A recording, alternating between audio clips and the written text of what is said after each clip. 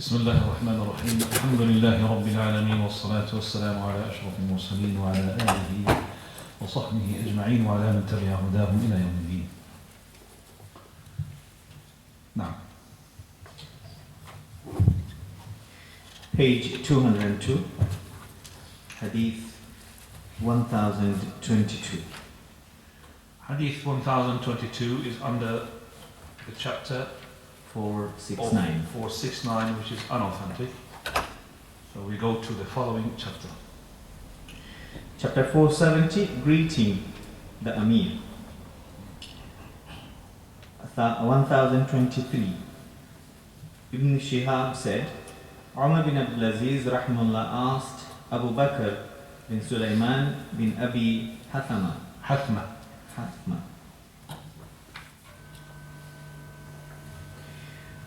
Why did Abu Bakr used to write from Abu Bakr, the Khalifa of the Messenger of Allah, and then Umar radiallahu anhuma wrote after him from Umar bin al-Khattab, the Khalifa of Abu Bakr.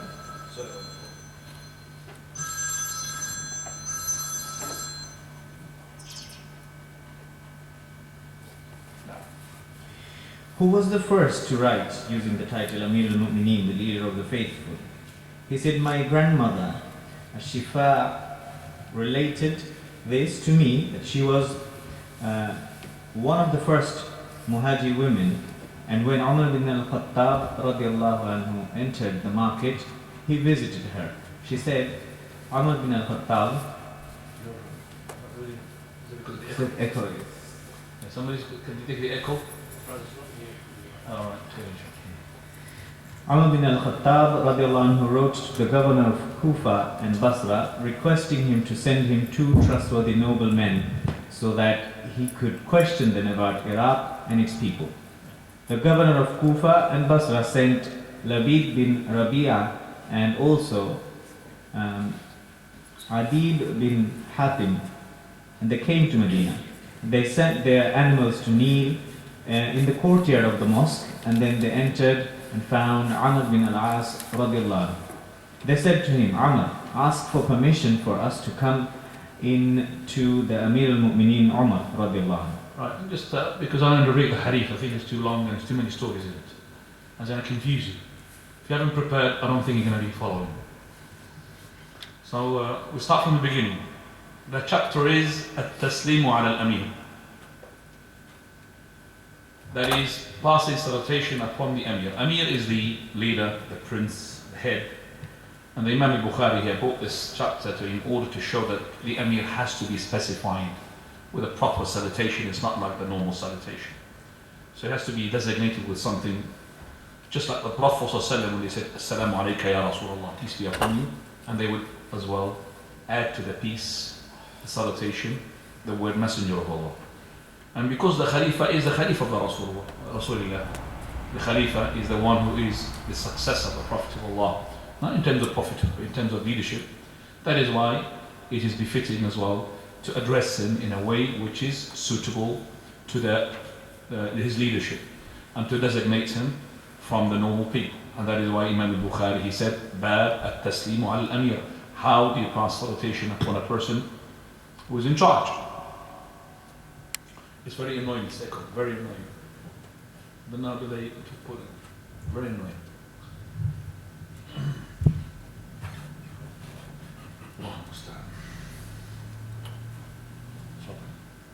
Ibn Shihab al-Zuhri, rahimahullah, he says, Umar ibn Abdul Aziz asked Abu Bakr ibn Sulaiman ibn Abi Hathma.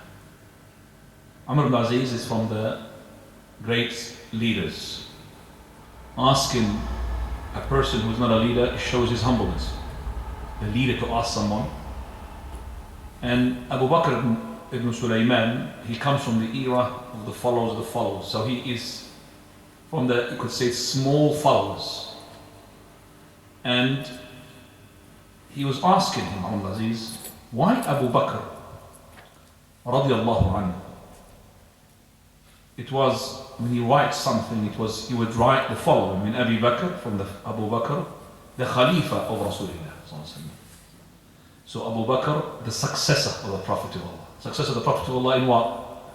Leadership or prophethood? Leadership. Min Khalifati Rasulillah.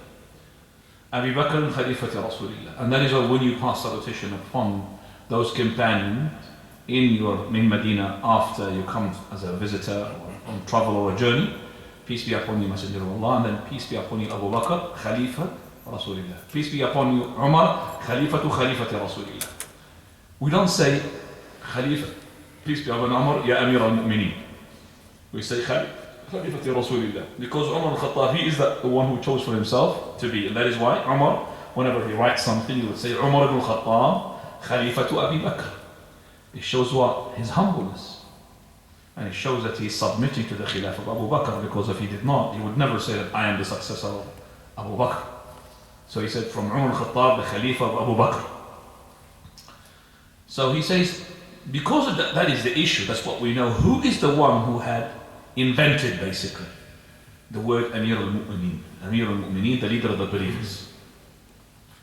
And we know that for a fact, that Allah subhanahu wa ta'ala called those people at the time of the Prophet ﷺ to be the believers. وَمَنْ يُشَاقِقِ الرَّسُولَ مِنْ بَعْدِ مَا تَبَيَّنَ لَهُ الْهُدَى وَيَتَّبِعْ غَيْرَ سَبِيلِ الْمُؤْمِنِينَ. He who opposes the Prophet of Allah, the Messenger of Allah, after guidance was shown to him and follows the path of the what? The believers. So they were called the believers. So the one who had the believers is to be the head of the believers, which is Amir al-Mu'mineen. But he wants to know who is the first, how did it come about, this Amir al-Mu'mineen? Amr al-Aziz is inquiring Abu Bakr ibn Sulaiman ibn Abi Hatham. So he says, حدثتني جدتي, my grandmother. So he comes from the era of the small followers. Jaddat Shifa, she's a companion. حدثتني Shifa, and she was from the first migrators. That means the ones who migrated from Mecca to Medina, and also from the migrators, first migrators. Usually it is the case from Mecca to Medina, also the migrators from Mecca to Abyssinia. But when it says Muhajirat, always the Hijrah, if it's not specified, it is the Hijrah from Mecca to Medina. Umar ibn al-Khattab radiallahu anhu, he used to come to her whenever he goes to the market. And she said, كتب عمر بن الخطاب, Umar al-Khattab wrote to the عامل العراقي. Al-Iraqayn, which is Al-Basra and Al-Kufa. Those are the two places called Al-Iraqayn, two Iraqis places. Al-Basra and Al-Kufa. Did he mention that in your translation, yes? It just says Basra and Iraq. Yeah, no, Basra and Kufa. Al-Kufa and Basra. He had sent to the mayors, yes? Kufa and Basra. To the mayors of Kufa and Basra, the ones in charge. To the one who's in charge of Kufa and Basra. That is, send me 2 men. What did he say, 2 men what? Jaldayn, what does he say? 2 trustworthy noble men. Just trustworthy? He don't say the only one word. Okay. Trustworthy is noble, the same thing. Jaldayn means patient and strong. Nabilayn, noble and trustworthy. So Jaldayn means strong, physically speaking, and patient as well. And Nabilayn means noble and trustworthy. أسألهما عن العراق وأهله. I would like to ask them about Iraq and the people of Iraq. We learn from this a lot. Number 1, that Umar al-Khattab radiallahu anhu is keen as a Khalifa to know what is going on in his kingdom, in his empire. And also he's keen to know from other than the leader that he had appointed himself. He didn't ask him, how was the people of Iraq? The one who had employed him. He asked what? To send him as well to people trustworthy. So I could really ask them and they will give me the right picture, truthful. They will not portray from me that yes, mashallah is very good and it was not good. To tell me and to be, and this is very important.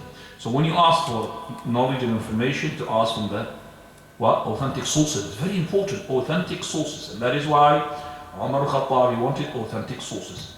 He said noble, trustworthy, and also patient.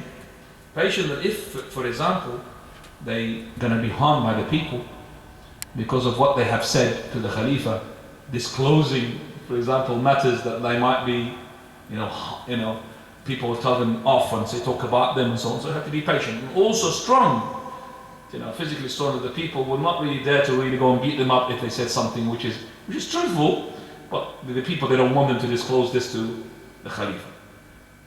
And that is why the Prophet ﷺ, he said, خَيْرَ مَنِ اسْتَأْجَرَ, the first person you could really hire is the one, الْقَوِيُّ الْأَمِينَ, the strong and the trustworthy. And that is why Umar al-Khattab, he said, he is to be strong and trustworthy.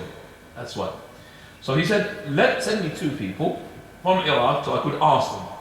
And the Khalifa, or the person who is in charge of Iraq, never said to Umar, don't you trust me? Are you saying that I am not really good? No. He wants affirmation. And that is what Musa alayhi salam, when he said to Allah the Almighty, Da'ni, show me your face. And he also don't want to see. He said, Awalam tu'min, and you're already a believer. He said, yeah, but I want to have what? A more affirmation to my heart. Now Allah did not blame him for that.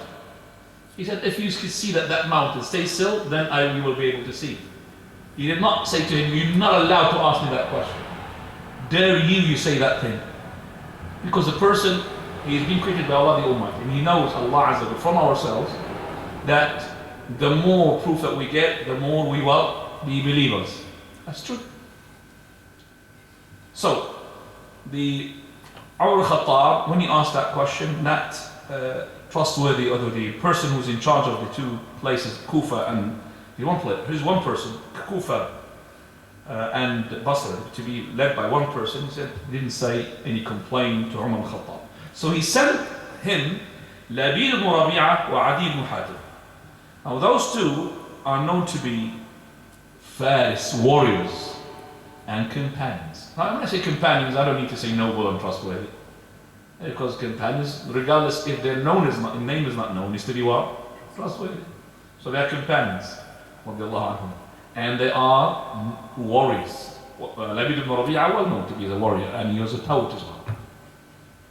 So they came to the Medina, and they had فَأَنَاخَا رَاحِلَتَيْهِمَا, they like parked their mount. When you park your camel, parking the camel.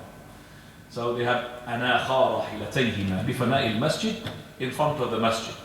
They entered the masjid.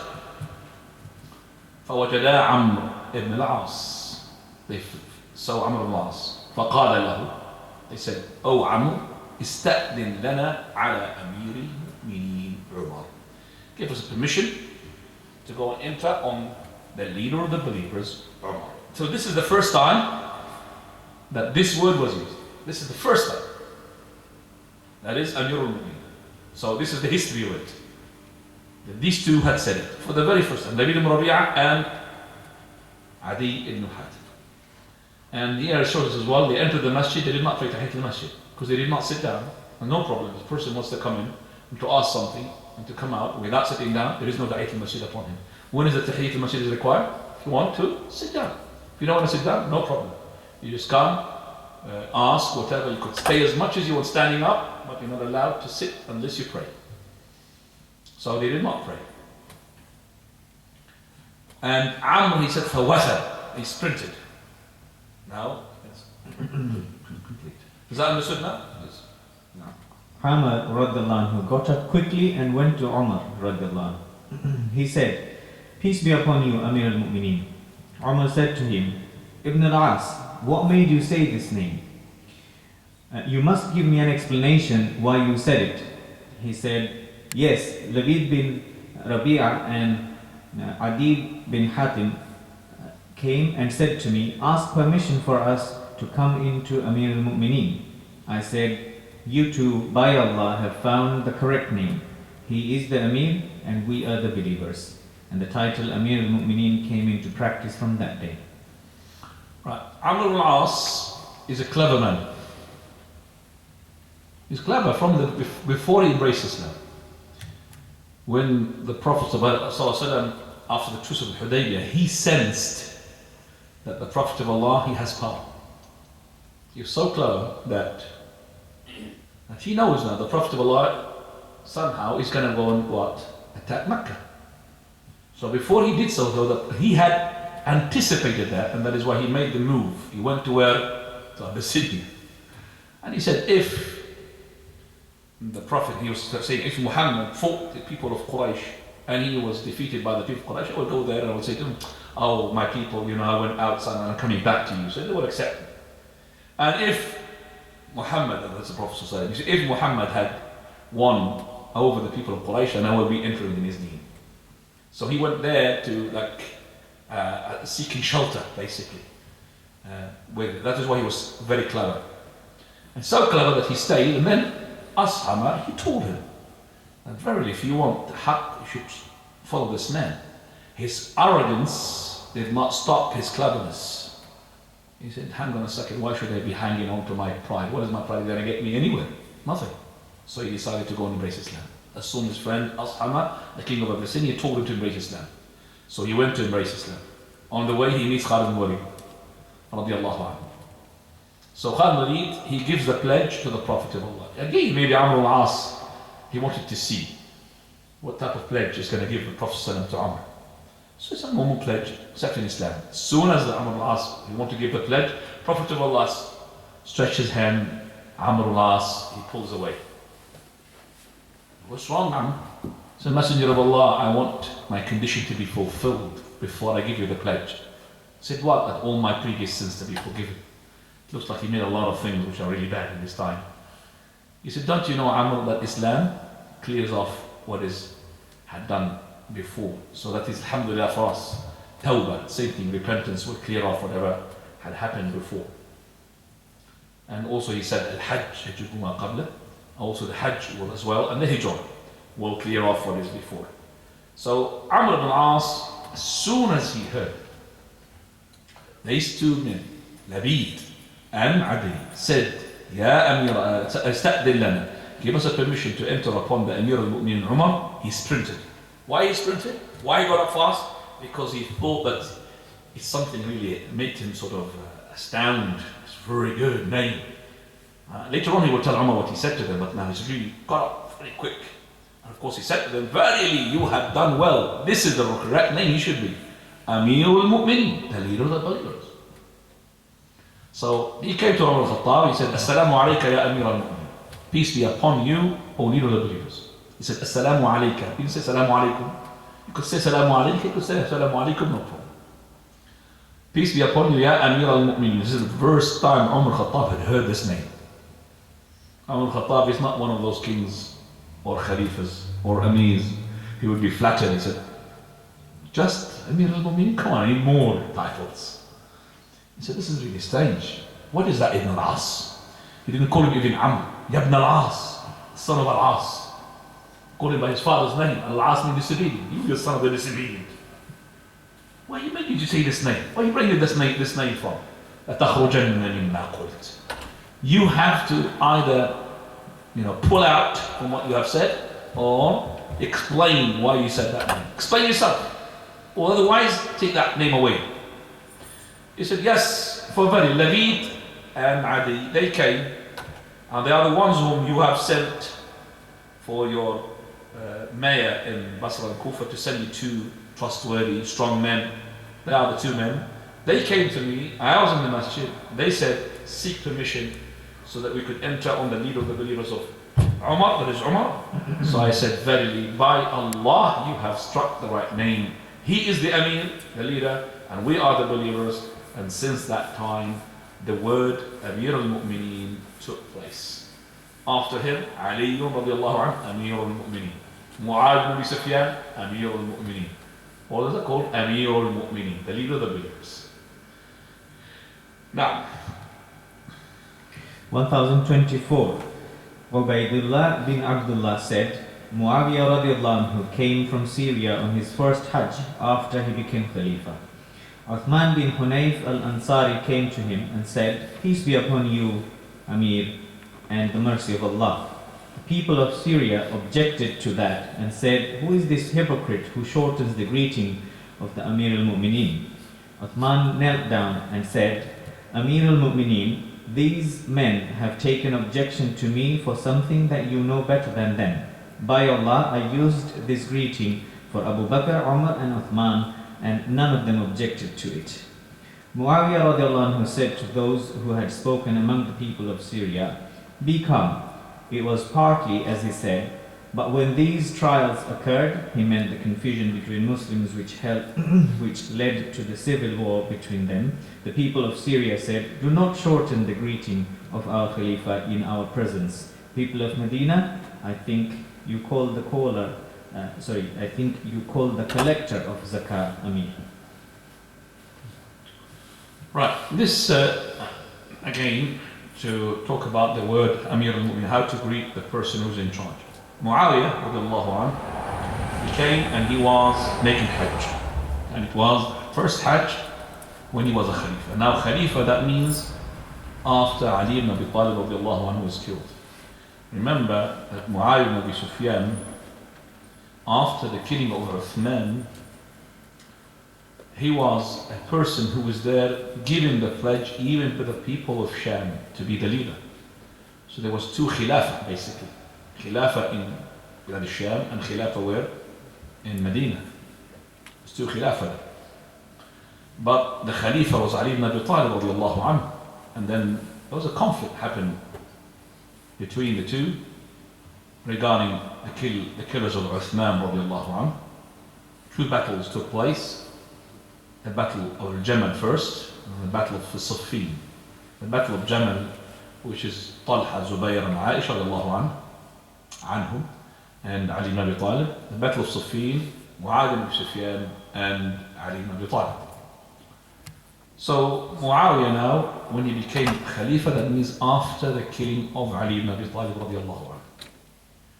And the people of Bilad al-Sham, they used to love Muawiyah because of his what?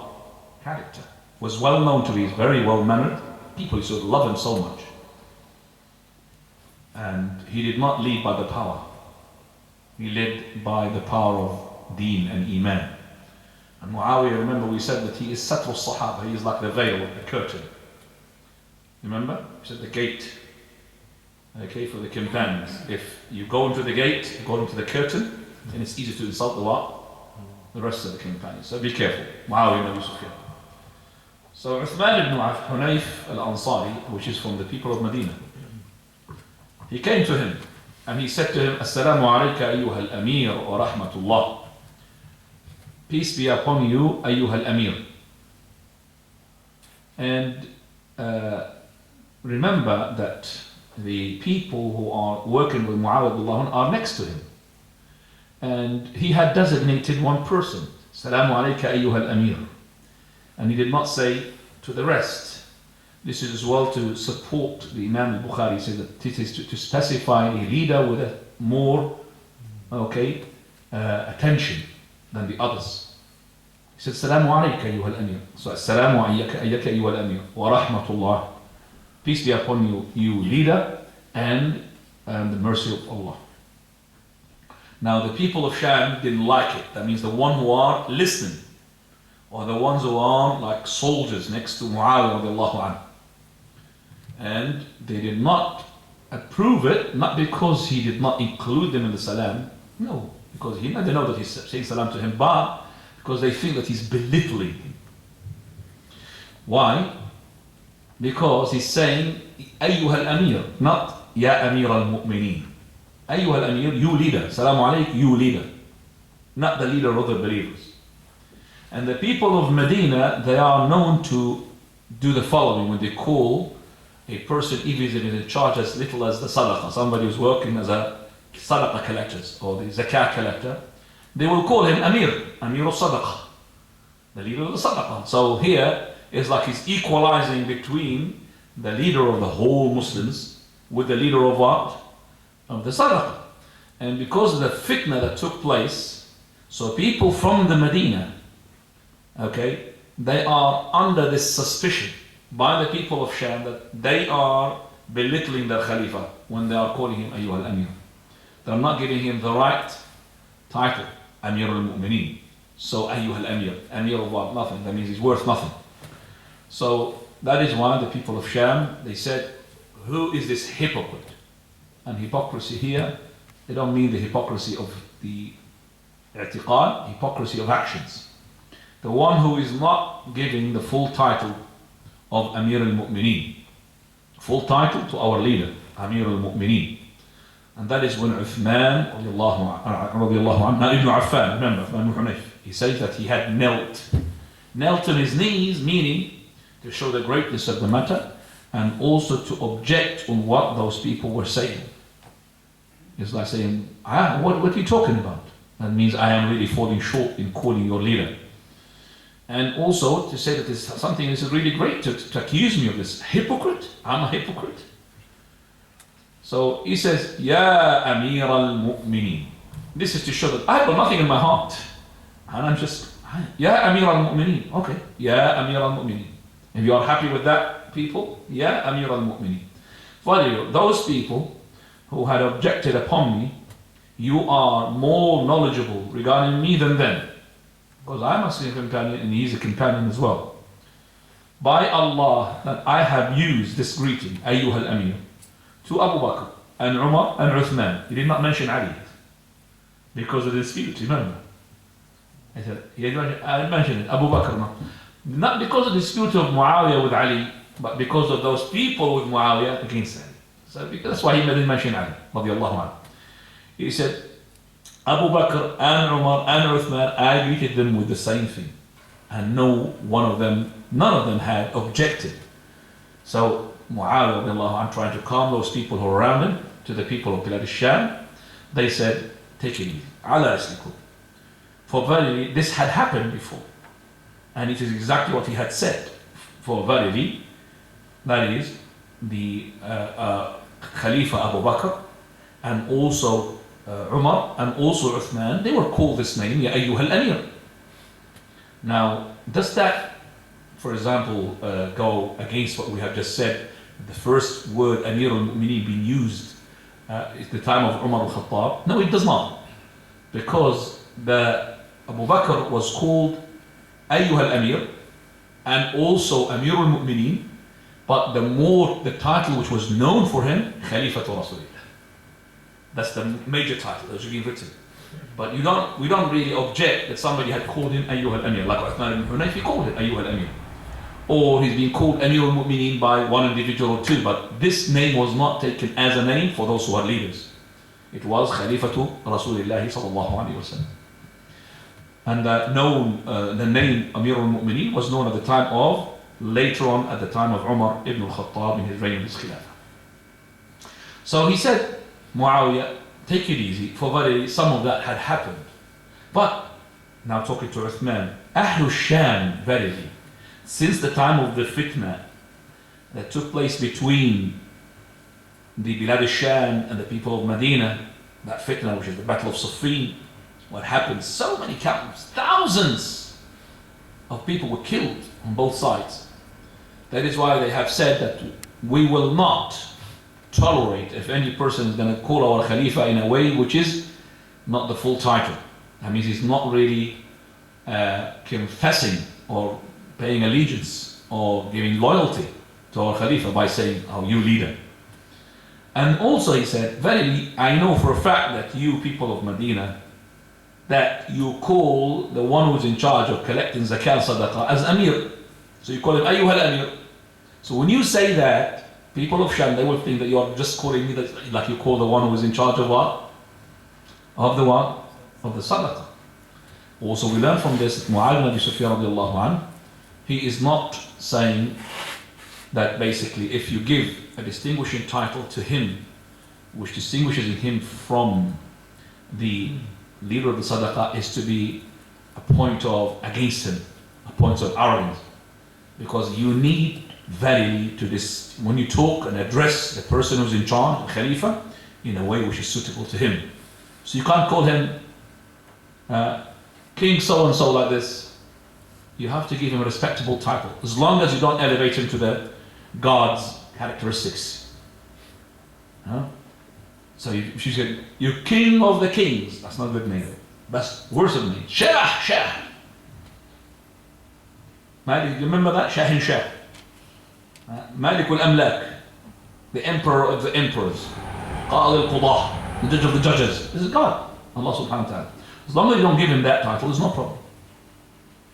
So when you address any king, it's not really good. I would like to listen to you when you said to me, for example, Salman, you know what he did? Who's Salman? It means king of Saudi Arabia. Brother, what is Salman? I don't know who's talking about. This is really, you the way that you are saying, you are actually a small Khawarij in the process of being a big Khawarij. In the process. It starts with this and then ends up with what? Killing the person. Because you start with this, starting the kings and so and so, he did this, and then after that, the hatred, and then after that, the takfir, and then after that, the tafjir, we say. You kill him, you kill everybody around him. So this is a small Khawarij starting with this. So you give him the title. And Muawiyah said that you should address me in a way which is different from the people who are less than me. And it's not, there's no argument in that. But he is giving the excuse to him because that this name was used at the time of Abu Bakr and Umar and Uthman. And also he's telling the people of Bilad Sham, please accept his excuse because he used to use it. And also Uthman ibn Hunayf, he is saying that I am using what the Prophet ﷺ told me to use, which is عليكم بسنة الخلفاء الراشدين المهديين من بعد. It is hold on to my sunnah, sunnati, and the sunnah of the guided Khalifa after me. Who's the guided Khalifa? He mentioned it, Abu Bakr and Umar and Uthman, did not mention Ali because I said the dispute. Very clever. So it's Abu Bakr, Uthman, and Umar and Uthman. So he's using the same hadith of the Prophet of Allah, the farewell advice, to say that Prophet of Allah, he had told us to use the sunnah of his and the sunnah of those khulafa, and I'm using the sunnah of the khulafa. I had called them ayyuha al-amir at this time, at their time, and none of them had objected. And when they don't object, that means a sign of approval. Coming to the following. 1025, Jabir radiallahu anhu said, I visited Al-Hajjaj and did not greet him. Now this is Al-Hajjaj being a sub-leader. He's not the leader. He's a sub-leader underneath Abdul Malik ibn Marwan. Sulaiman ibn Abdul Malik. Sulaiman ibn Abdul Malik. Underneath him, underneath his leadership. And Al-Hajjaj was well known to be a zalim leader, a tyrant leader. And if we take this following athar, and we could put it actually as well in the chapter 469. And that chapter says, not greeting the person wearing khaluq perfume and those who openly commit offenses. And also 468. One should not greet a person who leads a sinful life. So these two chapters, this athar is well suitable for them. Because he is asif, he is zalim, and he is the most zalim at his time and until today. He's the most zalim. Nobody can bring a zalim like Al-Hajjaj. Nobody can bring Al-Hajjaj. Al-Hajjaj, he had killed more than 120,000 from the Muslims. Some of them are companions, like Abdullah ibn Zubayr, and some of them are great scholars of the era of the Pharaoh, like Sa'id ibn Jubayr. And Al-Hajjaj, now he said, I have entered on Al-Hajjaj, Jabir ibn Abdullah is a companion, and he did not greet him.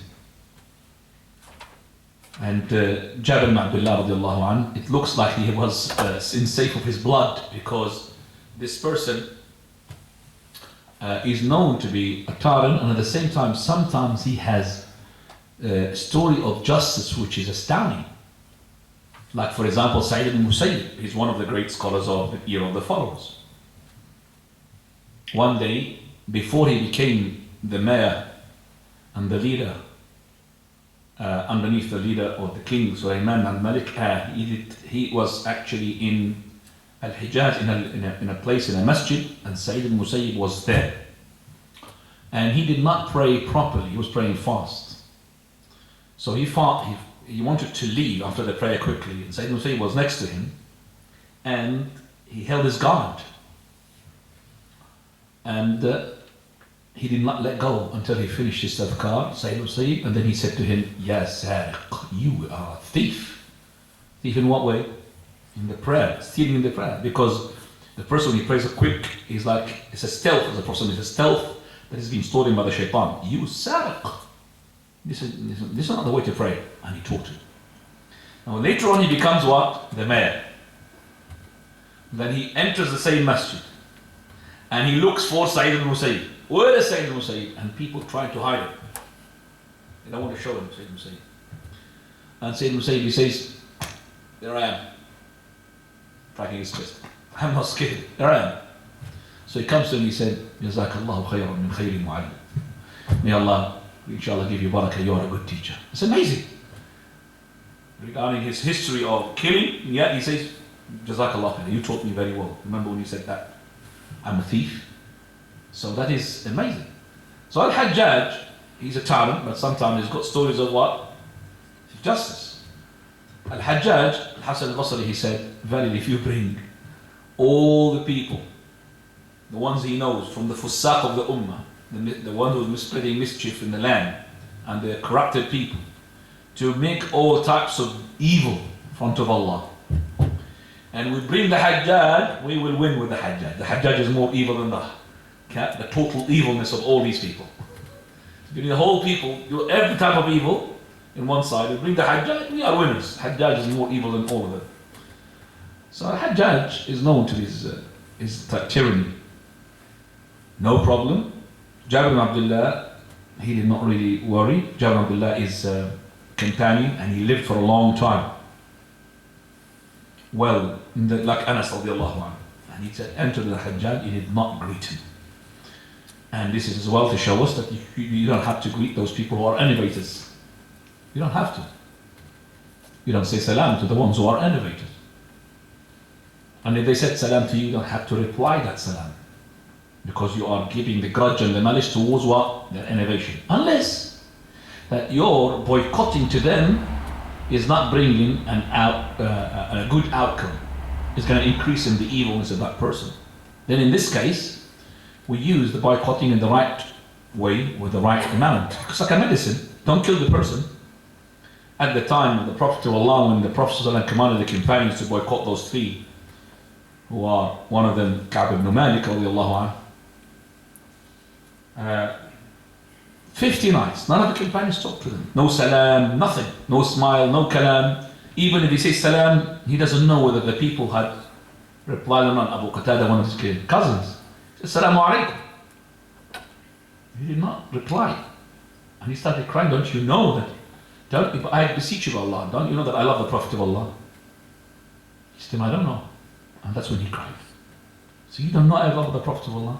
So he said that the land which I'm walking on, it's not the same land that I used to know before.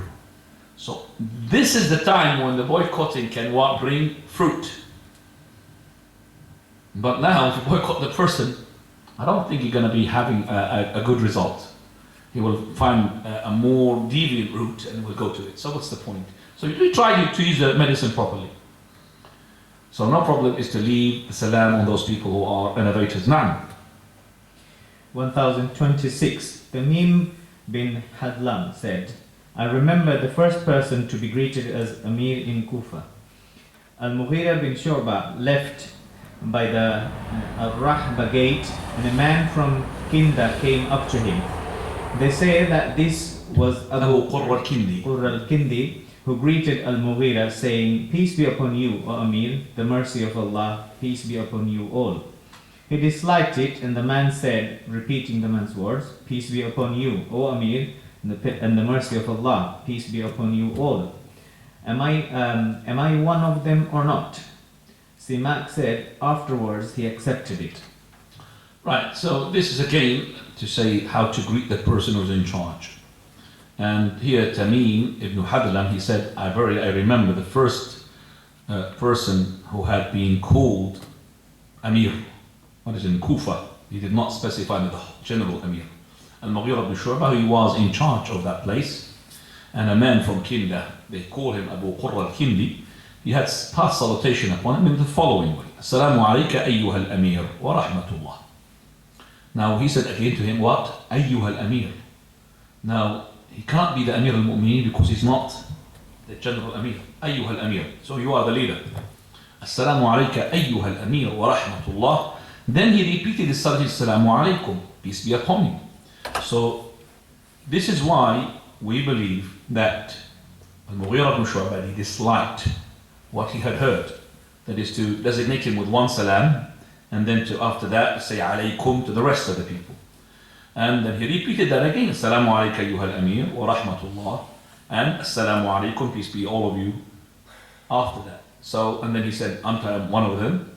And Simak, he says, one of the narrators of the hadith, he said, verily, he had Mughira, which is radiallahu anhu, companion, had accepted that and approved it. It looks like that he had been told the permissibility of such salutation. So he could say, Assalamu alaikum, Assalamu alaikum, wa rahmatullah, Assalamu alaikum. No problem. When he knew that was no problem, inshallah. Now, 1027. Ziyad bin Ubayd this is 1027, is unauthentic. Coming to 471, the chapter At-Taslimu ala al-Na'im. Chapter 471, Greeting the Sleeper. 1028. Al-Miqdad bin al-Aswad radiallahu anhu said, the Prophet sallallahu alaihi wasallam used to come at night and would give the greeting in such a way that it would not awaken anyone asleep, but the person who was awake would hear it. And we have discussed this hadith. It's not the same hadith we discussed with another hadith. If you remember, Haqq al-Muslim ala al-Muslim. In the hadith we brought this hadith, which is the Prophet of Allah, when he gives a salutation, he gives it in a way which is not to scare off the person. You remember? Tell him, "Whoa, Assalamu alaikum," he's jumping. He's not actually, he meant to do salam, he's meant to scare him off. And as well, another person who says in a way which is not audible to the person. He did not fulfill his obligation when he says Assalamu alaikum to scare him off, nor he had fulfilled his obligation, he said it in a way which is not audible to the person.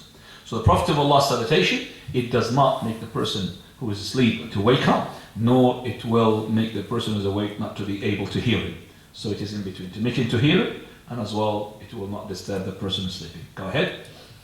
Chapter 472, Bab Hayyak Allah, underneath 1029, which is unauthentic.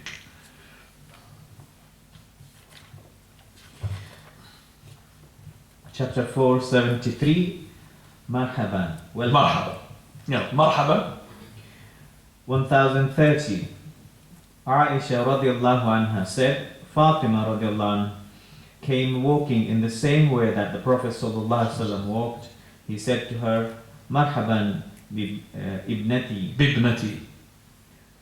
Welcome, my daughter. Then he had her sit down on his right or his left. We have discussed this one in 947, and we said that how the person would greet his son, and the daughter would greet as well his father. Remember, we said from the etiquette of that the father, he as well be gentle with his children, his sons.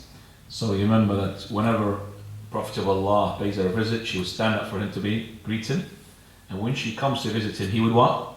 Stand up to go and greet her as well, in order to make her to sit down. And when he was ill, he couldn't do so. When he was ill, Prophet couldn't do so. So he says, Marhaban bibnati. This is really, wallahi, if you say that to your daughter, you soften her heart and make her to love you more. Welcome, my dear daughter. Marhaban. And this is after salutation. So this hadith is after salutation. So after he had said, Salamu alaikum, wa alaikum salam. So after that, you greet. And it's very important to know, that is, you don't greet without salutation. Salutation, and after that, whatever you like, you say. And then he had put it on the left or the right. The narrator, he does not know which place he put it, on the right or the left. Now, 1031, Ali, may Allah be pleased with him, said, Ammar radiallahu anhu asked for permission to come in to the Prophet sallallahu alaihi wasallam. The Prophet sallallahu alaihi wasallam recognized his voice and said, welcome to a man who is good and pure. Right, so Ammar ibn Yasir radiallahu anhu, he had taken permission to enter the Prophet sallallahu. He knew his voice. If the person knows the voice of the person, no need for asking who is it. If you know his voice, who is it, you don't need it. And after again the salutation, he says to him, welcome, marhaban bil-tayyib, tayyib al-mutayyib. And he's actually hinting that the inside, the core of Ammar is good. And that is why he said to Ammar, تَقْتُلُكَ الْفِئَةُ الْبَاغِيَةُ. You're going to be killed by the ones who are the wrongdoers, the ones on the wrong side. You're going to be killed by the one on the wrong side. So who's on the right side? He was on the right side. He was with Ali ibn Abi Talib radiallahu anhu. The ones on the wrong side, which was Muawiyah ibn Sufyan. So he will be killed by the ones who are on the fi'al al-baghiyah, the transgressors. He called them the Prophet ﷺ. So here again, that the Ammar ibn Yasir radiallahu anhu, one of the great companions who had witnessed the slaughtering of his father and mother, informed him by the people of Quraysh. Now, Chapter 474, How to Return the Greeting. 1032. Abdullah bin Amr radiallahu anhu said, during a journey between Mecca and Medina, while we were sitting with the Prophet sallallahu alaihi wasallam in the shade of a tree, a Bedouin, who was an example of the coarsest and fiercest kind of people, came up and said, peace be upon you. And they said, and upon you. Right. Now this is 474. The Imam al-Bukhari, Abu Abdullah, he brings this chapter in order to balance the two chapters before that, which is the two that before that it is saying, the person saying what? Hayyak Allah. Another chapter is what? Marhaba. He says that the Imam al-Bukhari, bringing that chapter, says how to return the salam, is that you return the salam with a salam first. And then you do whatever you like. And then we said that before, if you remember. Some people, they would, when you say Salamu Alaikum, he would delay his salam and he would say Marhaban bikum, how are you? Wa alaikum as-salam. We say this what? It's wrong. You have to start straight away with the return. Then after that, you could add whatever you like. Wa alaikum as-salam, mashallah, tayyib, mutayyib, marhaban bika, hayyak Allah. Everything that you could bring, no problem. But first, return the salam.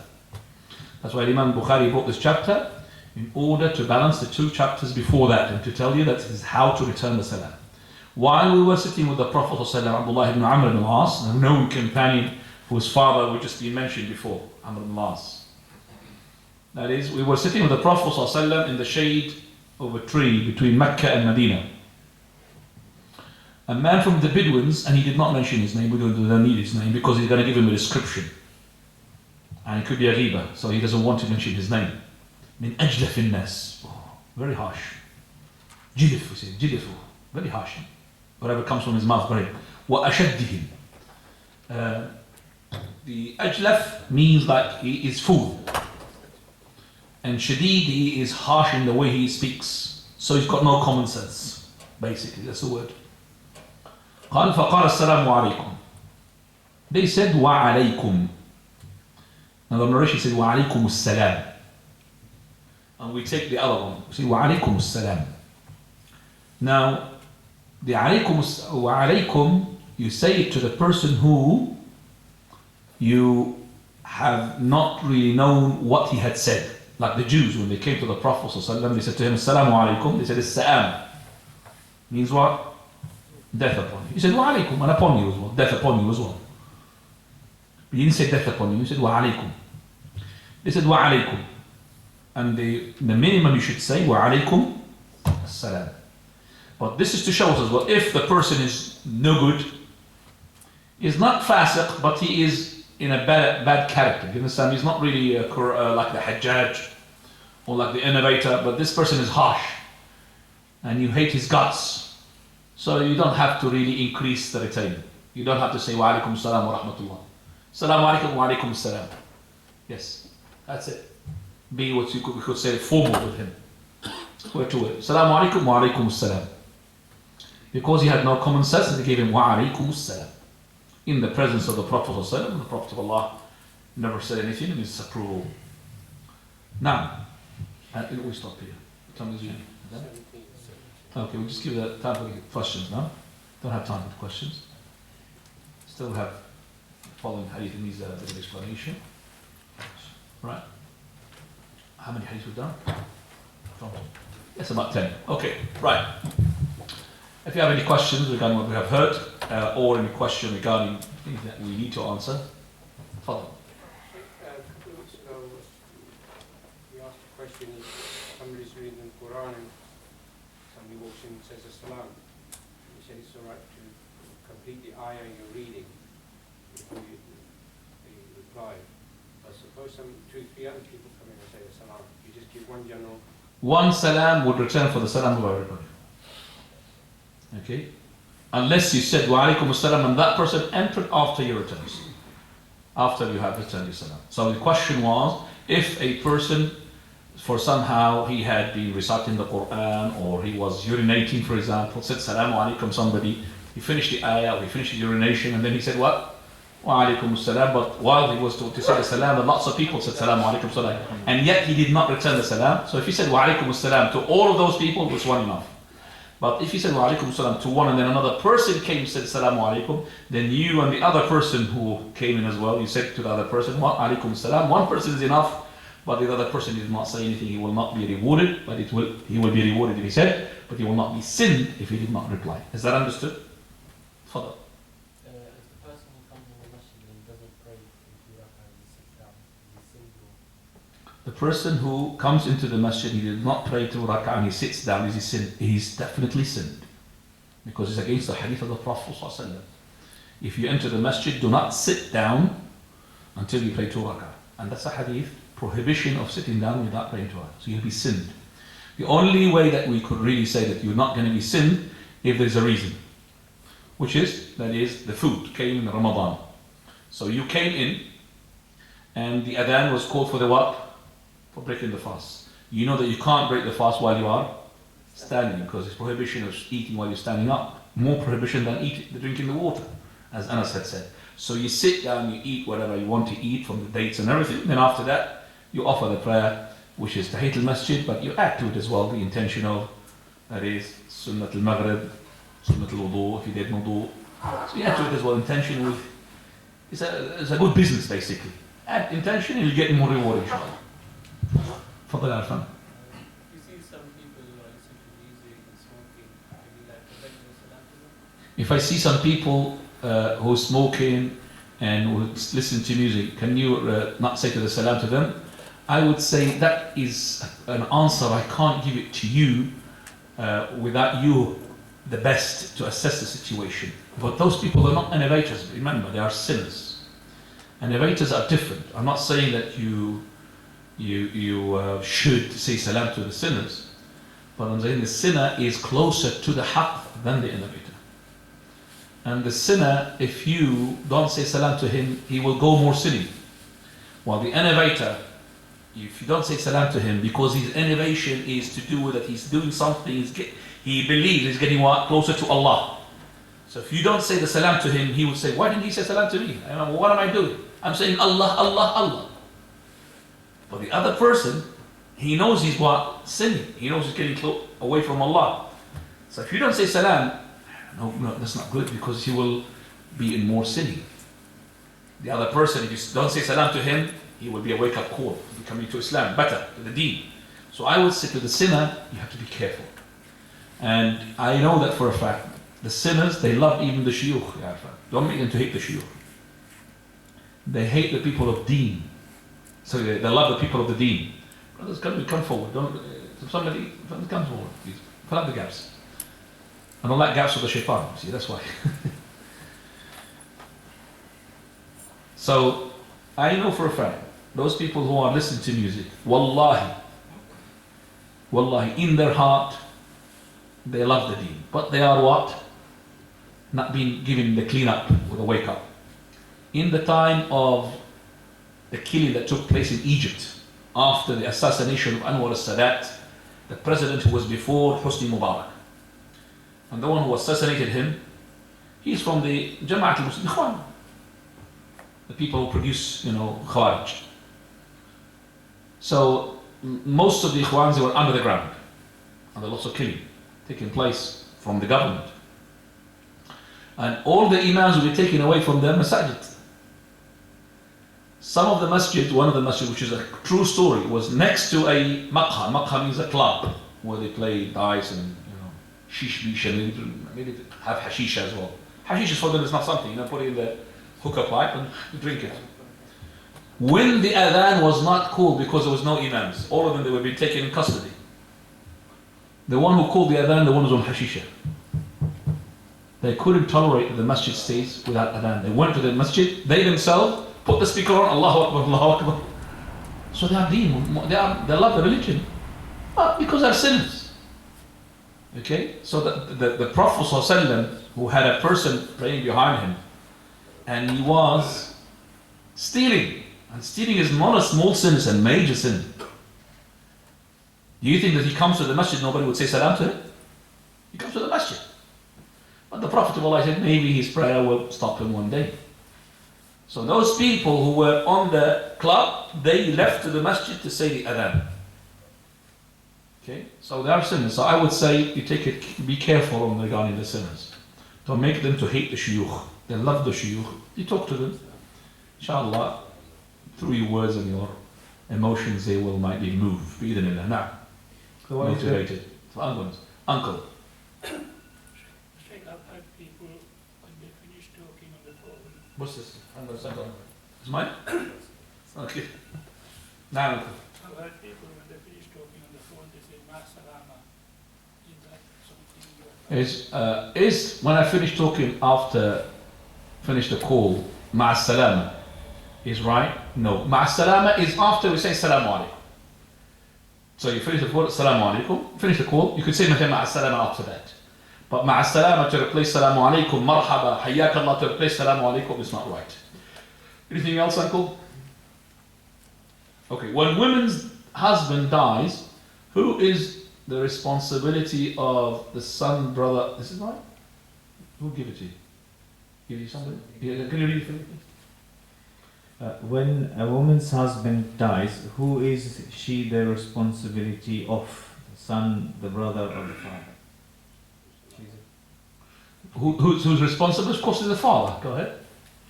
And she has a son who lives separately with his own family. Does she join him, or he returns to her father's place? I mean, his father's place to help the mother. I think it was there last week. The last lesson. Was last week here? Last Right. Okay.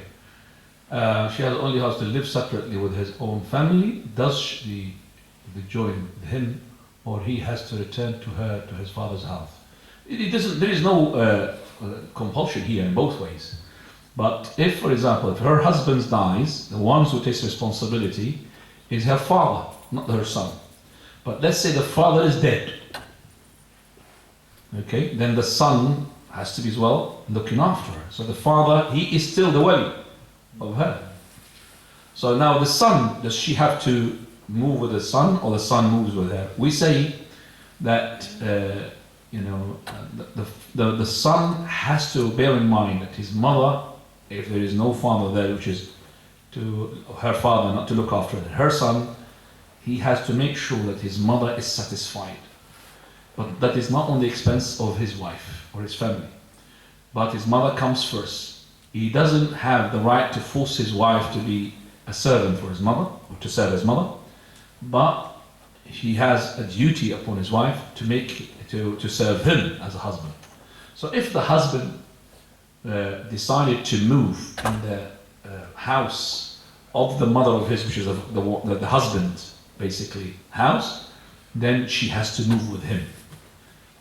If there was a problem between the mother-in-law and the wife, then the son, he could, for example, move next to the house of the mother, not far away, and at the same time he has to show himself during the day to his mother, even every day to his mother. The night is belong to the wife, okay, to his mother, and to be with her, especially if she's in need.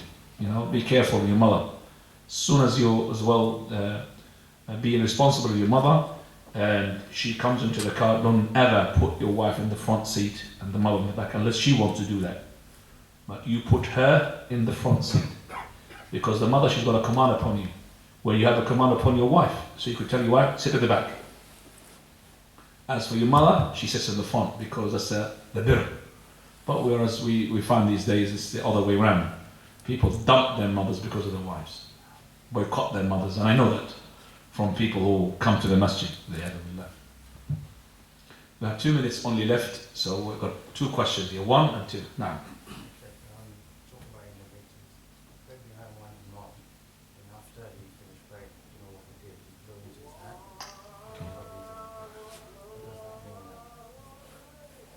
Is it adhan now?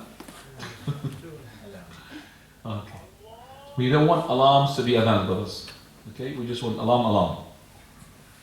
Right. What did we say? Yes, the person who does like this is most likely he is one of these imams who are maybe Braillery, it could be.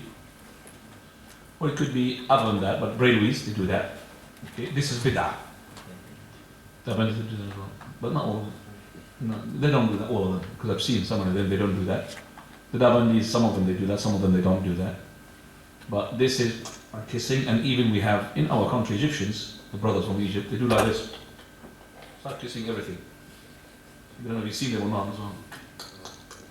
Kisses his hand, like he's like kissing the, showing respect to the blessing Allah has given him. Even I asked the brother to wash his hand after the food, he said, how can I wash out the ni'mah of Allah Azza wa Jalla over my hand? So you see why you want to be stinky all the time with your hands? He doesn't want to wash the ni'mah away from his Allah, his hand. Have you seen that in Egypt? No, you haven't. Right, last question, we have 1 minute. We heard Quickly, about quickly. these rulings of the emirs and the leaders. In Western countries, the leaders are addressed as like your excellencies and things like that. What is the ruling on that? No problem to address the person, your excellency, your greatness, and all of that, as long as it does not really make him as a god. And I think the adhan is on. It's just 17 posts.